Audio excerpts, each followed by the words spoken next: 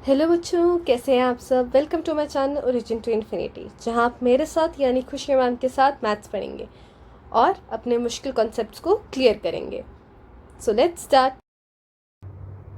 तो बच्चों, आज की लेक्चर में हम क्लास 9th का चैप्टर नंबर 1 नंबर सिस्टम पढ़ने वाले हैं। बिल्कुल ओरिजिन से स्टार्ट करेंगे और पूरा पढ़ेंगे, ठीक है। तो आइए शुरू करते हैं। पेन का कलर चेंज कर लेते हैं और स्टार्ट करते हैं। तो नंबर सिस्टम सुन के आपको क्या समझ आता है? A system which consist of number, एक ऐसा सिस्टम जो कुछ कुछ नंबर से बना हो, ठीक है। तो अभी आपने क्लास 9 तक इतने सारे नंबर सिस्टम पढ़ लिए, हम सबको एक एक बारी करके देखेंगे और रिवाइज करेंगे। सबसे पहले आता है नेचुरल नंबर्स, ठीक है। तो जितने भी पॉजिटिव नंबर्स हैं हमारे 1 से लेकर इन्फिनिटी तक, 1 2 3 4 and so on till infinity, ये सारे हमारे नेचुरल नंबर्स वाली कैटेगरी में आते हैं, ठीक है। नेक्स्ट नंबर सिस्टम आता है हमारा होल नंबर्स का। आप नेचुरल नंबर्स के साथ साथ एक जीरो और लगा दीजिए। अब ये जीरो और ये सारे नेचुरल नंबर्स मिलकर बना रहे हैं हमारे होल नंबर्स, ठीक है। अब नेक्स्ट नंबर सिस्टम हमने पढ़ा है इंटीजर्स का, ठीक है। जब हमारे होल नंबर्स के साथ साथ हम नेगेटिव नंबर्स को भी काउंट करेंगे तो ये बनाता है हमारा क्या, इंटीजर्स, ठीक है। अब इसको एक बारी मुझे रफ कर लेने दीजिए, ठीक है। अब आता है हमारा थोड़ा बड़ा नंबर सिस्टम है, इसके अंदर अनलिमिटेड नंबर्स होते हैं, रैशनल नंबर्स, ठीक है। तो रैशनल नंबर हमने पिछली क्लास में भी करा है, क्लास 7th में भी करा है कि कोई भी नंबर जो p बाय क्यू की फॉर्म में लिखा जा सकता हो, और इधर p हमारा कोई भी नंबर हो सकता है, q हमारा कोई भी नंबर हो सकता है, कोई भी इंटीजर, कोई भी नेचुरल नंबर, कोई भी होल नंबर हो सकता है, सिवाय जीरो के। जो डिनोमिनेटर है वो हमारा जीरो नहीं हो सकता, और ये जो p और q है ये कोप्राइम होने चाहिए। तो ऐसे नंबर को हम क्या बुलाते हैं, हमारा रैशनल नंबर, ठीक है। अच्छा, इन सिस्टम्स के अलावा एक और सिस्टम होता है जिसे बोला जाता है इररेशनल नंबर्स, ठीक है। तो इस चैप्टर में हम रैशनल नंबर्स, इररेशनल नंबर दोनों डिटेल में पढ़ेंगे और स्टार्ट करते हैं। वैसे तो एक और टर्म होती है, ये जो सारे सिस्टम्स होते हैं हमारे रियल नंबर के वर्ल्ड में आते हैं, ये आप क्लास 10th में पढ़ेंगे। मैंने जस्ट आपको इसका नाम इंट्रोड्यूस करवाया है। अच्छा, तो रैशनल नंबर जो होते हैं ये अनलिमिटेड होते हैं।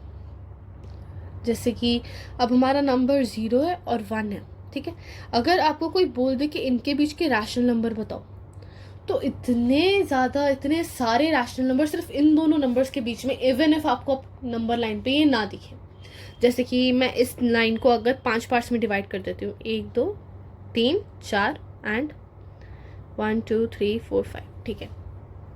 तो स्टार्ट करते हैं 0/5, 1/5, 2/5, 3/5, 4/5 एंड 5/5, विच इज 1 ओनली, ठीक है। तो इधर देखो, अब ये सारे p बाय क्यू की फॉर्म में है। अच्छा, अब मैं सिमिलरली अगर मैं इस लाइन को, जैसे मैंने इधर 5 पार्ट्स में बांटा, अगर मैं यही 10 पार्ट्स में बांट देती तो क्या बनता, 0/10, 1/10, 2/10, 3/10, 4/10, 5/10 टिल 10/10, जो 1 ही होता। अब ऐसे करते करते अब जैसे जैसे डिनोमिनेटर इंक्रीज करते जाओगे, आपके उतने पार्ट्स बढ़ते जाएंगे टिल 0 to 1। तो यही मेरा कहने का मतलब था जब मैंने कहा था कि रैशनल नंबर्स अनलिमिटेड होते हैं।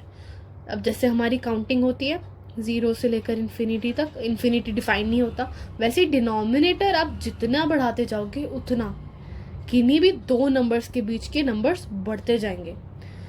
तो डजंट दैट मीन कि रैशनल नंबर्स क्या आपने जो नॉर्मल काउंटिंग सीखी है उसको बढ़ा दिया, बहुत ज़्यादा बढ़ा दिया। ठीक है, तो इसी से रिलेटेड हमारा एक टॉपिक है इक्विवेलेंट रैशनल नंबर। अच्छा, हमने छोटी क्लासेस में एक टॉपिक करा था जिसका नाम था इक्विवेलेंट फ्रैक्शंस, जिसमें वो हमें कहते थे कि अगर जैसे 2/3 है और हमें एक नंबर दे रखा है 12/18, तो अगर मैं इस नंबर को सिंपलेस्ट फॉर्म में कन्वर्ट करूं और मुझे ये वाला फ्रैक्शन ऑब्टेन हो, तो ये वाला हमारा क्या है, एक इक्विवेलेंट फ्रैक्शन ऑफ 2/3।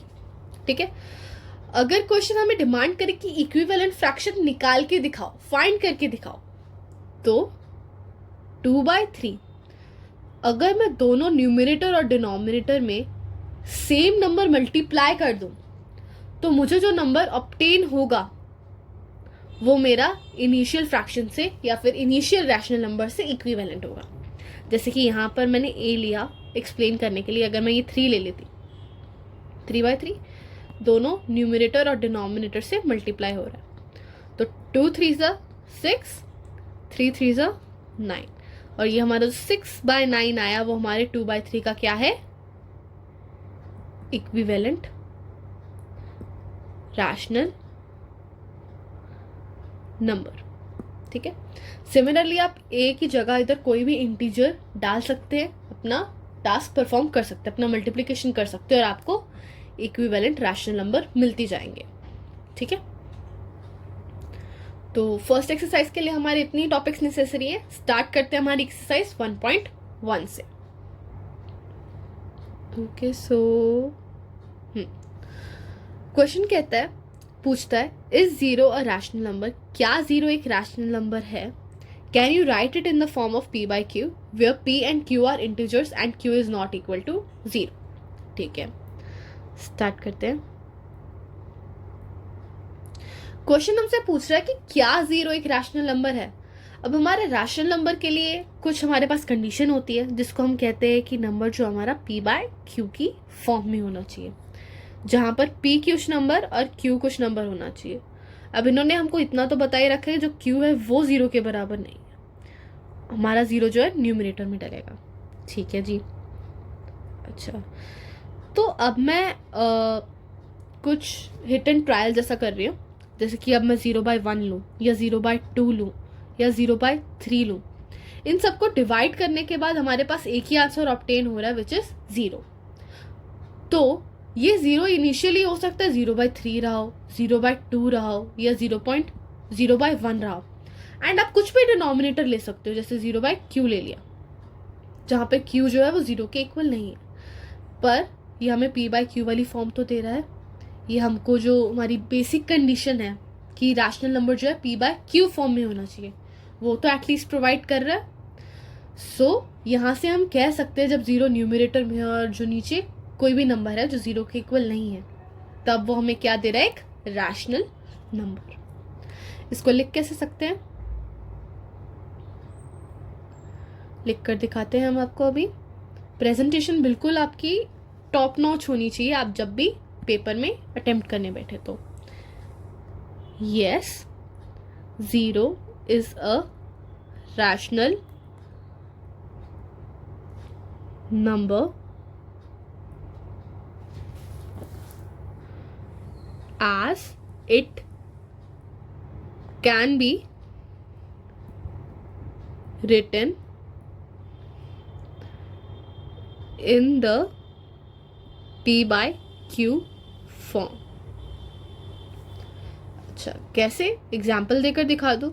0 जो है वो 0.0/1 भी हो सकता था, 0/2 भी हो सकता था, 0/3 भी हो सकता था, एटसेट्रा, जहाँ पे उनको सॉल्व करने के बाद आंसर हमारा एक ही होता, विच इज 0। ठीक है, जहाँ पर q जो है, फिर q is not equal to 0। ठीक है, तो यही आपकी स्टेटमेंट, आपने एग्जाम्पल भी दे दिया और आपने इसको अच्छी तरह एक्सप्लेन करा। इस क्वेश्चन के अब आपको पूरे मार्क्स मिल सकते हैं if you write it this way. ठीक है, नेक्स्ट क्वेश्चन पे बढ़ते हैं. Find the rational numbers between 3 and 4. तो चलिए शुरू करते हैं. 3 and 4. अच्छा, अब पहले तो इसको रैशनल नंबर की फॉर्म में लिखो. एज इसके डिनोमिनेटर में कुछ नहीं है, वी विल सीधा एज्यूम कि नीचे क्या है, डिनोमिनेटर में 1. ओके, अब 3 और 4 नंबर लाइन पे देखे जाए तो बिल्कुल एक के बाद एक आ जाते हैं. तो अब through the concept of equivalent rational numbers, क्या इक्विवेलेंट रैशनल नंबर, हमें इन दो रैशनल नंबर्स में गैप क्रिएट करना है ताकि हमको इनके बीच में 10 नंबर्स मिल जाए, 6 नंबर्स मिल जाए. अब यहाँ पर हमने क्या करा था, हमने एक लाइन को डिवाइड करा था, जैसे यहाँ पर 5 में करा, यहाँ पर 10 में करा. अब इस चीज़ को डिवीजन के लिए यहाँ पर मैं बताती हूँ क्या करना है हमको. जैसे 3 और 4 है, अब इसमें हमको पार्ट्स क्रिएट करने पड़ेंगे. तो आई विल रेफर कि या तो मैं 6 पार्ट्स क्रिएट कर लूँ, 7 पार्ट्स क्रिएट कर लूँ, या सबसे ईजिएस्ट आप यही रखना कि आप 10 के मल्टीपल से हमेशा मल्टीप्लाई करें. क्यों? क्योंकि उससे आपका एक तो मल्टीप्लिकेशन ईजियर हो जाता है और गैप तो क्रिएट हो ही जाता है. 2 तरीके थे, या तो आप जैसे आप इधर आपके पास 6 है तो आप ऊपर नीचे 7 से मल्टीप्लाई करके एक इक्विवेलेंट रैशनल नंबर निकाल लो. 3 7 जा 21 and 7 1 जा 7. सिमिलरली हेयर इक्विवेलेंट निकालना है 7 by 7, 28 by 7. तो अब 21 by 7 से लेकर 28 by 7 तक आपको नॉर्मल काउंटिंग करनी है. कितने नंबर्स आते हैं बीच में? 21 by 7 के और 28 by 7 के. 22 by 7, 23 by 7, 24 by 7, 25 by 7, 26 by 7 and 27 by 7. एक तरीका था तो आपके पास ये कितने हमको मिले? 1 2 3 4 5 6. 6 की रिक्वायरमेंट थी, हमारे पास आ गए. अच्छा, मैं इसको एक और तरीके से कर सकती थी, that was 3 by 1 into 4 by 1 into. अब मैंने बोला कि आप 10 के मल्टीपल से इसको मल्टीप्लाई करो, आपके लिए मल्टीप्लिकेशन ईजियर हो जाएगी. यहाँ तो हमारे पास बहुत छोटे नंबर है 3 और 4, बट समटाइम्स क्वेश्चन आपको बहुत बड़ा सा नंबर दे देता है और हो सकता है आपको फाइंड करने में थोड़ी प्रॉब्लम हो कि आपको किस नंबर से मल्टीप्लाई करना है. तो इधर आपको बस इतना देखना है, 6 के पास 10 पड़ता है and we have to multiply it by 10. 30 by 10, 40 by 10. अब इसके बीच के आप कोई भी 30 से 40 तक की काउंटिंग कीजिए और कोई भी 6 बता दीजिए, like 31 by 10, 32 by 10, 33 by 10, 34 by 10, 35 by 10 and 36 by 10. हमारे पास हमारा आंसर आ जाएगा. ठीक है, I hope I am clear. Doubt हो तो कमेंट सेक्शन में बताना जरूर. Okay, next question is find 5 rational numbers between 3 by 5 and 4 by 5. अच्छा, अब ये तो हमको सीधा ही रैशनल नंबर्स दे रखे हैं, 3 by 5, 4 by 5. But in denominators और न्यूमरेटर्स को देखकर सीधा पता लग रहा है दैट नंबर लाइन पे ये बिल्कुल साथ में आ रहे हैं, एक के बाद एक आ रहे हैं. तो अब अगेन इक्विवेलेंट रैशनल नंबर वाला कॉन्सेप्ट यूज करके हमको इनके बीच में गैप पैदा करना है. So as question is demanding 5 rational numbers, इधर आप इसको 6 से मल्टीप्लाई कर सकते हैं या फिर लास्ट क्वेश्चन में जैसे हमने 10 यूज करा हम वो भी कर सकते हैं. Here I will be using 10. करते हैं, न्यूमरेटर और डिनोमिनेटर को दोनों को इसी नंबर से मल्टीप्लाई करना पड़ेगा. 3 10s are 30, 5 10s are 50, 4 10s are 40, 5 10s are 50. Now by counting, count any 5 rational numbers between 30 and 40. Counting से 30 और 40 के बीच में कोई भी 5 रैशनल नंबर पहचानिए. 31 30 के बाद आता है, 31 by 50, 32 by 50, 33 by 50, 34/50 एंड 35/50। और ये हमारे पास आ गए हमारे 5 रैशनल नंबर जो हमको चाहिए थे। ठीक है, अब next question, state whether the following statements are true और फॉल्स, और अपना रीजन बताइए। स्टार्ट करते हैं।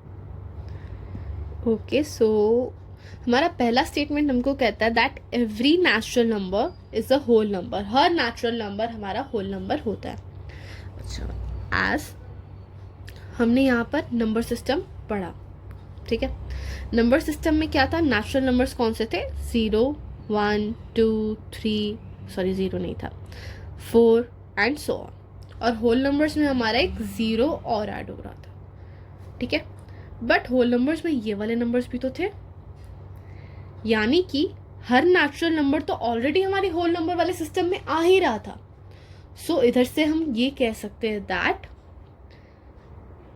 हमारा हर नेचुरल नंबर एक होल नंबर होता है, हेंस इट इज ट्रू। अच्छा, एक्सप्लेन करने के लिए राइट द नंबर लाइन। कैसे, होल नंबर्स में क्या होता है, 0, 1, 2, 3, 4 and so on. And natural number में क्या होता है, 1, 2, 3, 4 एंड सो ऑन, ठीक है। And clearly every number of natural number system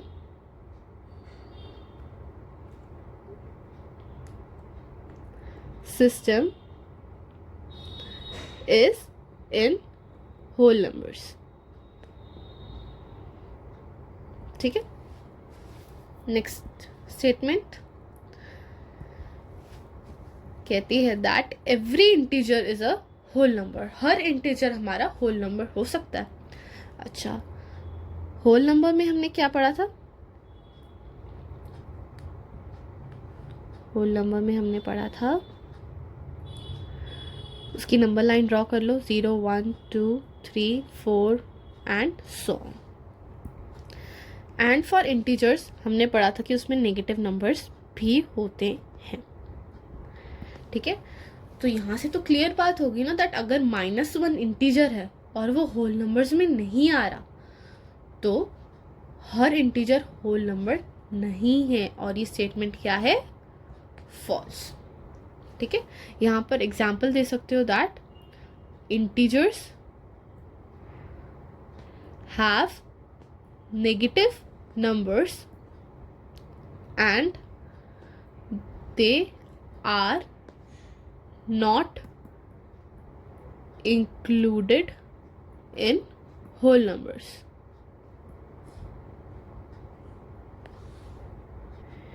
कहने का मतलब ये कि इंटीजर्स वाली जो नंबर लाइन होती है उसमें नेगेटिव नंबर्स भी होते हैं जो कि हमारे होल नंबर्स नहीं होते, hence every integer is not a whole number, ठीक है।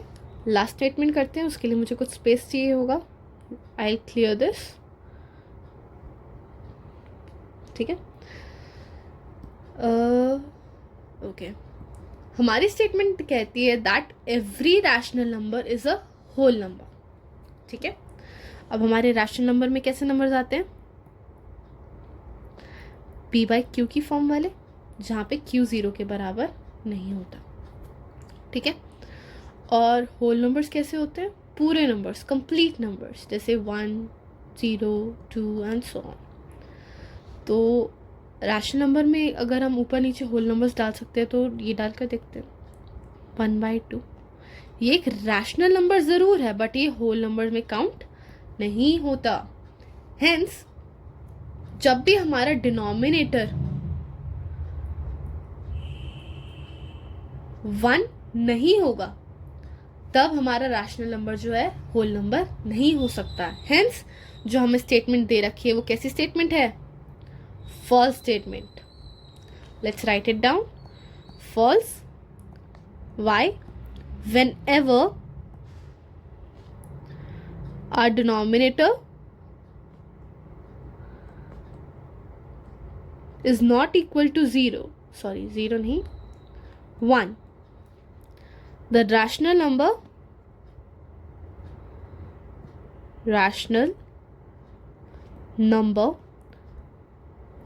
won't be a whole number.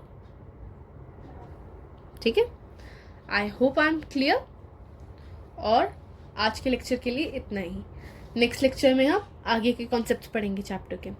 अगर कोई भी डाउट आया हो, do post it in comment section, I will provide a doubt class.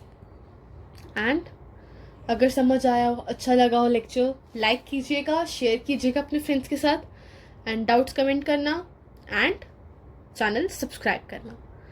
Thank you for watching.